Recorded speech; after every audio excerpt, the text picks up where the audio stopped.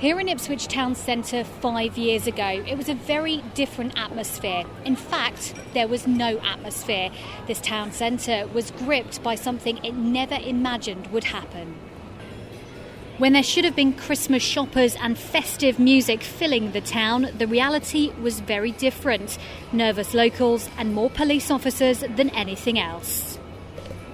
5 years on, however, this is a town changed, and very much for the better. This is a town tribute, the Suffolk murders 5 years on. What I do remember about that time is that it was actually the start of something quite different. It was the start of people coming together, forming a community, looking after one another, and being positive about themselves, and at the lowest possible point, being positive about their future. I think the appeal actually captured public mood at that time, and for local children and families to benefit from such an awful time or awful period for the town really was a fantastic part of a very difficult period of time. It's a credit to all the agencies who put resources and effort into the strategy. It's a real credit to the community who have worked with us, and I think they're now seeing the benefits of that.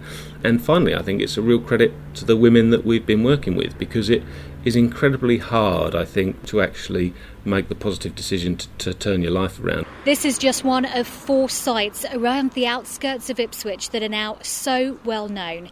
Here in Claydon, Silk Flowers make a permanent memorial for Tanya Nicol. At the end of 2006, London Road was thrown into the centre of an international spotlight. When Steve Wright was arrested, scaffolding had to be built covering the entire front of the house to keep the media's prying eyes out. But this is a changed community 5 years on, a community brought together by tragedy they hope no one else ever has to suffer.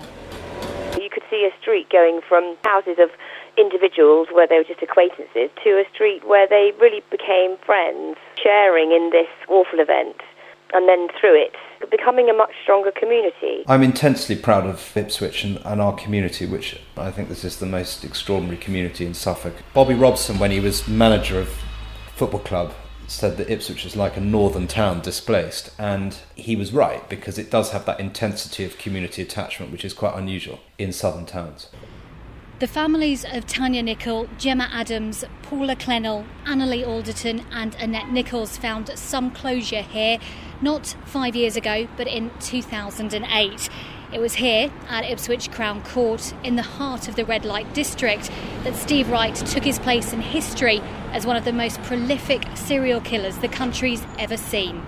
Now, 5 years after such tragic events left the town more notorious than anything else, it's hoped Ipswich's most recent entry in the history books has led to changes that will be remembered for years to come themselves.